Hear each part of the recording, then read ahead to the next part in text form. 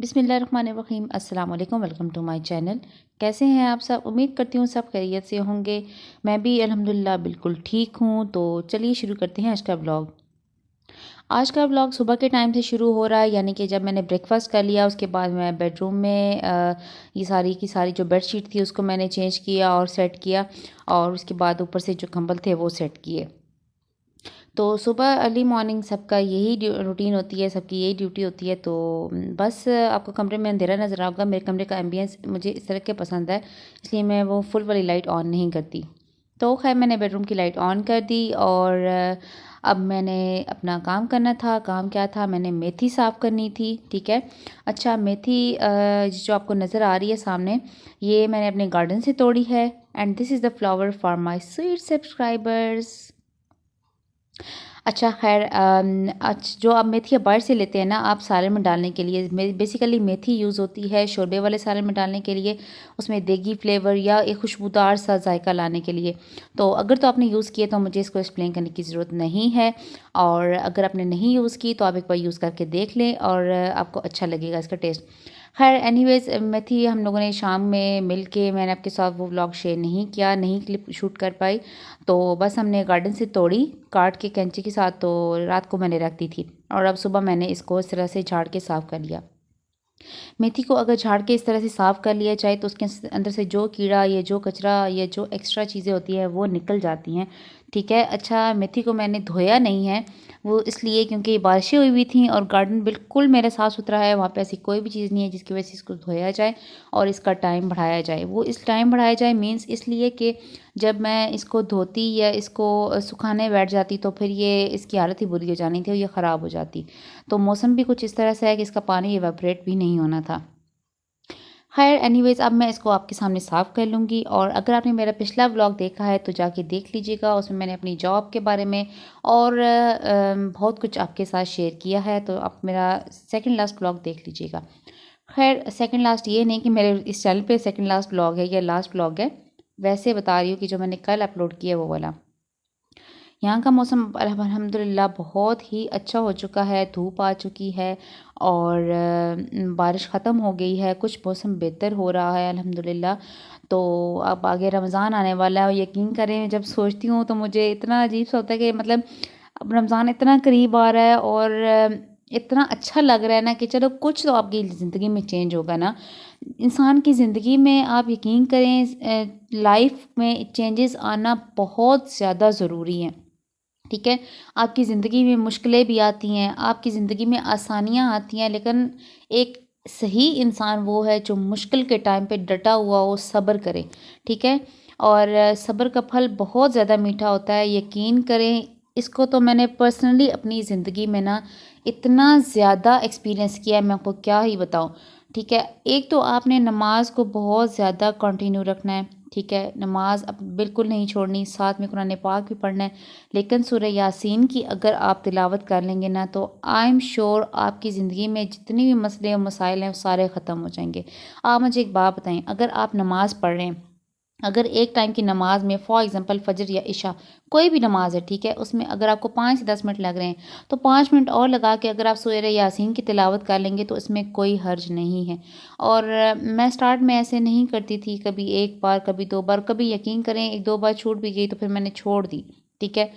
तो फिर अम्मी मुझसे पूछा करती थी कि तुमने पढ़ी नहीं पढ़ी सूरह यासीन पढ़ो, सूरह यासीन पढ़ो। मैं कहती थी हाँ मैं पढ़ूंगी पढ़ूंगी। और यकीन करें मैंने जस्ट एक एक दो माह पढ़ी, मेरी ज़िंदगी में वो चेंजेस आए जिसको मैंने ज़िंदगी में एक्सपेक्ट नहीं किया था। कभी एक्सपेक्ट ही नहीं किया था कि ये भी हो सकता है। बहुत ज़्यादा आपकी ज़िंदगी में ऐसी मुश्किलात आती हैं जहाँ पे आपको ये लगता है कि आपकी ज़िंदगी बिल्कुल ख़त्म हो चुकी है, और यकीन करें ऐसा बिल्कुल भी नहीं होता। वो टाइम, वो लम्हा, वो चीज़ आपके लिए उस टाइम पे अच्छी नहीं होती, इसलिए अल्लाह पाक आपको वो नहीं दे रहे होते। और इस बात पे बिलीव मेरा इस कदर हो चुका है ना कि मुझे इस बारे में अब टेंशन लेने की ज़रूरत ही नहीं पड़ती, क्योंकि ज़रा सा भी कोई इशू हो तो मुझे ये लगता है कि इसमें भी अल्लाह की कोई मसलियत होगी। इवन मेरे साथ कोई अपना इशू कोई बंदा शेयर करे, कोई भी, मेरी फ्रेंड हो, मेरे फैमिली मेम्बर्स में से भी कोई हो, तो मैं उसको भी यही बोलती हूँ कि ये वक्ती आजमाइश है, वक्ती इशू है, इंशाल्लाह सब ठीक हो जाएगा। और आप मेरी बात लिख के ही ले लें, अगर आप 5 टाइम की नमाज के साथ अगर आप 5 टाइम सूरह यासीन की भी तिलावत करेंगे, तो आप अपनी ज़िंदगी में चेंजेस खुद ब खुद देखेंगे और आप मुझे दुआएं देंगे, यकीन करें। और मैं ये नहीं कह रही कि कुरान पाक सारा पढ़ना छोड़ दें, सिर्फ सूरह यासीन पे आप जो है ना फोकस करें। आप कुरान पाक को भी पढ़ें। फजर के टाइम पे जब आप उठते हैं, यकीन करें इतना ज़्यादा टाइम होता है, आप सूरह यासीन भी पढ़ सकते हैं, आप अज़कार भी कर सकते हैं, आप तिलावत कुरान पाक भी कर सकते हैं। So it's up to you कि आप जब दुनिया में सॉरी जब आप रूटीन के सारे कामों के लिए एक टाइम निकाल लेते हैं, तो आप इसके लिए भी टाइम निकालें। तो खैर मेरी ये आपसे रिक्वेस्ट इसलिए थी कि मैं आपको बता सकूं कि ज़िंदगी में कभी भी हिम्मत ना हारे। कोई भी मुश्किल है, कोई भी तकलीफ़ है, सब्र से काम लें। आई नो बहुत तकलीफ़ होती है। एक टाइम पे जब आपको इशू होता है किसी भी चीज़ से, मेडिकल इशू होता है, फाइनेंशियल इश्यूज़ होते हैं, कोई भी होता है, एक टाइम पे आप हिम्मत हार जाते हैं कि बस अब यही सब कुछ है, अब ख़त्म हो चुका है। तो हकीकत में उस टाइम पे वो आपको जस्ट एक ईमान मजबूत करने के लिए अल्लाह पाक आजमाइश देता है कि आपका कितना ईमान, कितना भरोसा अल्लाह पाक पे मजबूत है। और दूसरा एक और बात, आप इस्तग़फ़ार की तस्बीह करना स्टार्ट कर दें।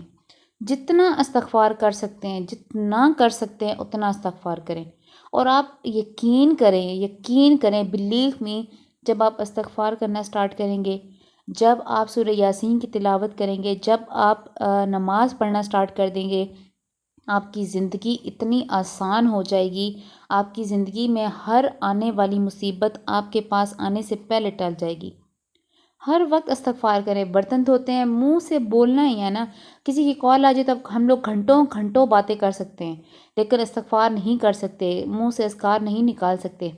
ठीक है, इसीलिए मैं आपके साथ यहाँ पे आपको ये बता रही हूँ। मेरा इसमें कोई फ़ायदा नहीं है, मैं आपको बता रही हूँ वो सिर्फ इसलिए ताकि आपका फ़ायदा हो जाए।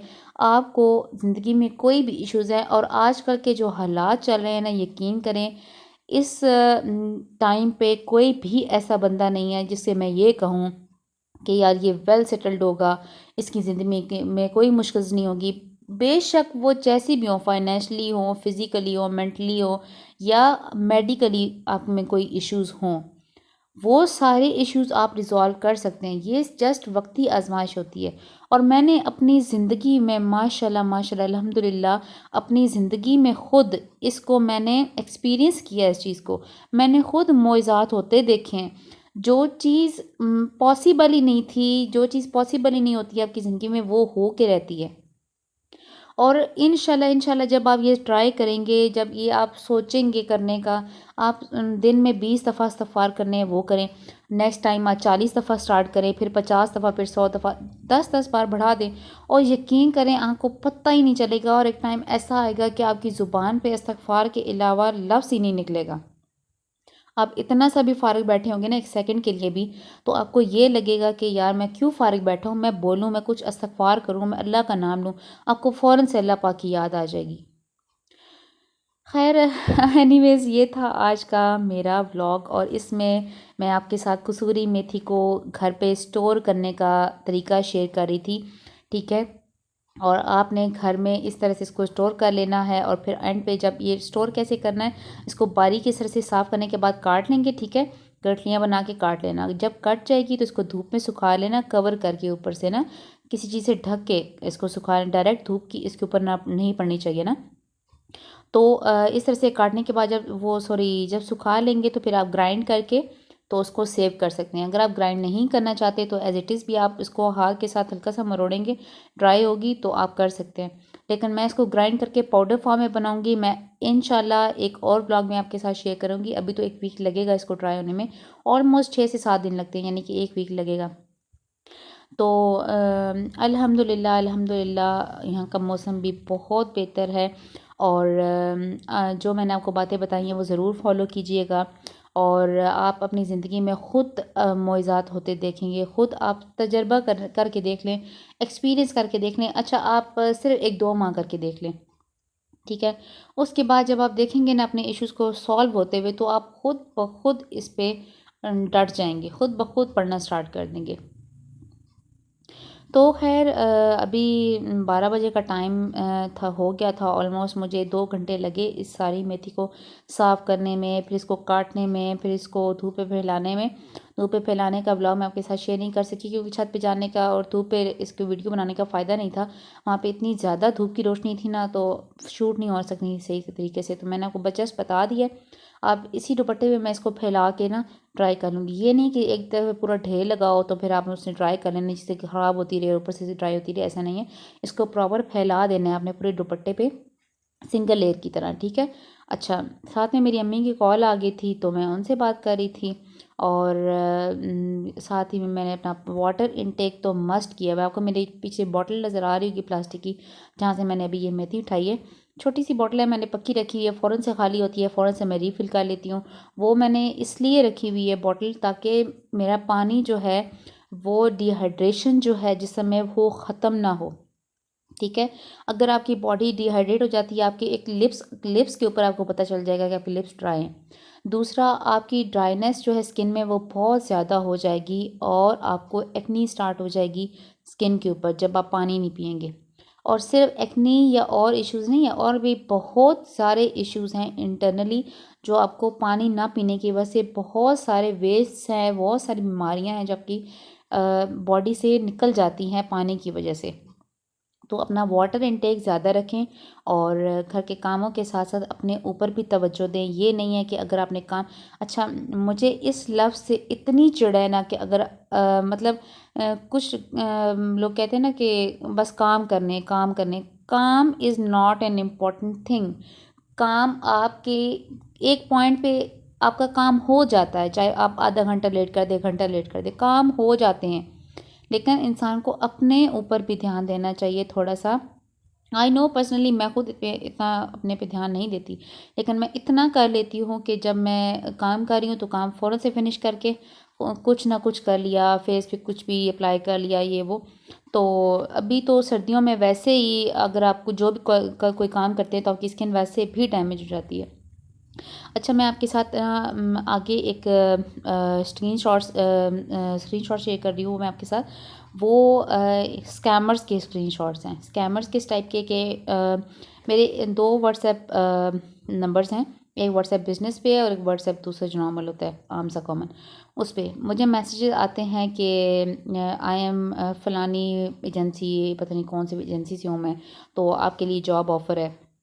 तो आप ये रिमोट वर्क जॉब है, आप घर बैठ के आराम सुकून से जॉब कर सकते हैं। 30,000 के पता नहीं कितनी कोई पे है। तो अच्छा, जो वो बंदा जिसमें थोड़ी सी होशियारी नहीं है, जो बेचारा मासूम है, जिसको ज़रूरत है, वो तो इनके झांसे में आ जाते हैं और आ चुके हैं बहुत सारे लोग जिन्होंने सुसाइड्स कर लिए हैं, यकीन करें। स्पेशली ये लोन वाले ऐप्स और इस तरह के, ठीक है। तो आप प्लीज़ इन स्कैमर से दूर रहें। यकीन करें, मैं खुद एक बार स्कैम हो चुकी हूँ। किस बेस पे? कि आप असाइनमेंट्स लिख के दें, असाइनमेंट्स लिखने के बाद आपको पे किया जाएगा, ठीक है। अच्छा, मैंने रजिस्ट्रेशन करवाई, रजिस्ट्रेशन थी 1000 रुपीज़ की। मैंने वो रजिस्ट्रेशन करवाई, उसके बाद असाइनमेंट मैंने इनको सेंड की रिटर्न फॉर्म में ना।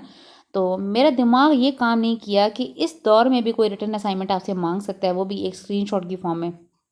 खैर, जब मैंने उनको कहा कि ये ले आपकी असाइनमेंट मैंने लिख दी है तो काइंडली पेमेंट सेंड कर दें मेरे ईज़ी पैसा अकाउंट पे, तो उन्होंने क्या कहा कि आपने ना एक बंदा अपने साथ और ऐड करना है, ठीक है? तो फिर आपको आपकी पेमेंट मिलेगी। फिर उस बंदे को पेमेंट तब मिलेगी जब वो एक और बंदा ऐड करेगा। खैर, मैंने ये भी करके देख लिया।